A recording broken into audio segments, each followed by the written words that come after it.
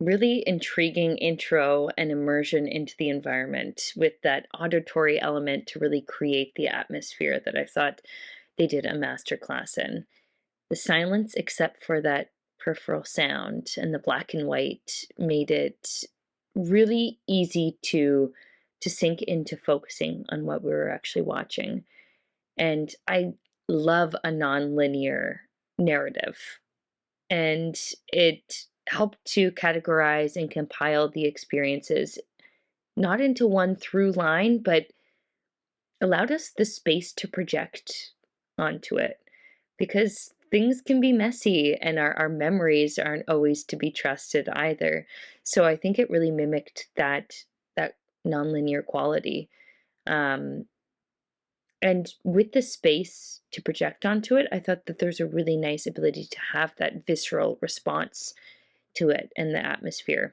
I just thought it was really lovely bridging of the past and the present. Was going from color to black and white was almost as if we were in point of view and the viewer itself, like we were actually walking through the town and the homes and witnessing everything firsthand.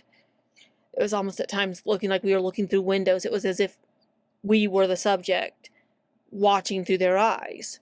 It made it a very interesting film because you're kind of wondering what's going on through the whole thing, because it's as if you're the observer. You're watching everything that's happening. You're hearing the sounds.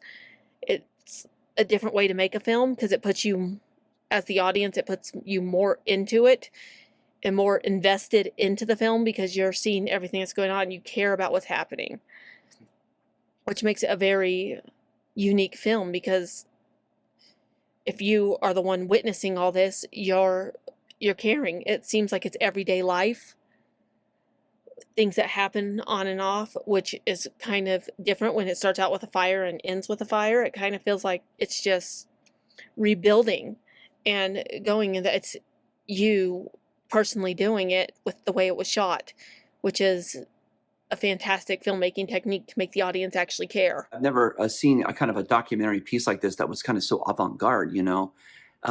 It really just kind of mostly just let the images tell the story, just what this family is going through, what they're observing during this time. I like the different, aspect ratios, going from black and white to color, and just different ways of showing everyday life. It's almost like, because every day we wake up, we view things a little differently. That's kind of what I got from this. So yeah, it was really nicely shot. I could tell it was, was put a lot of work was put into this over a long period of time.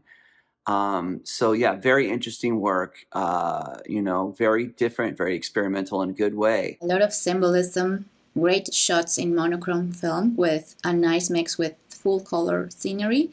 I love the scene with the kid is building something with the rocks. It's just very inspiring in general. That scene was poetic at times, and along with the man fixing up shingles in the roof, that was also a nice symbolism, and the contrast between the two, I thought it was brilliant.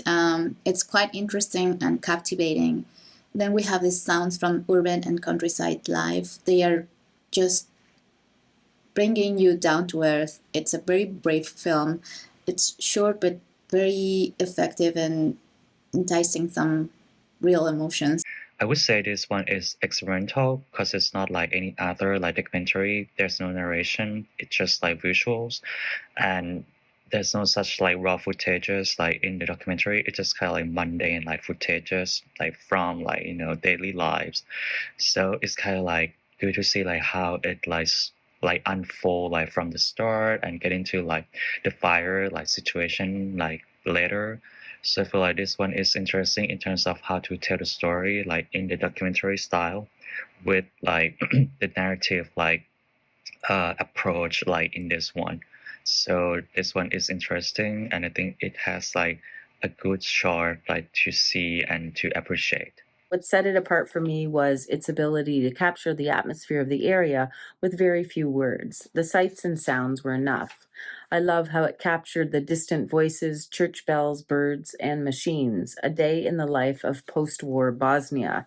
The visuals were also so well done in both black and white and color of both people and activity. It's a real slice of life. Excellent pace, direction, and the camera did a lot of clever pans and close-ups.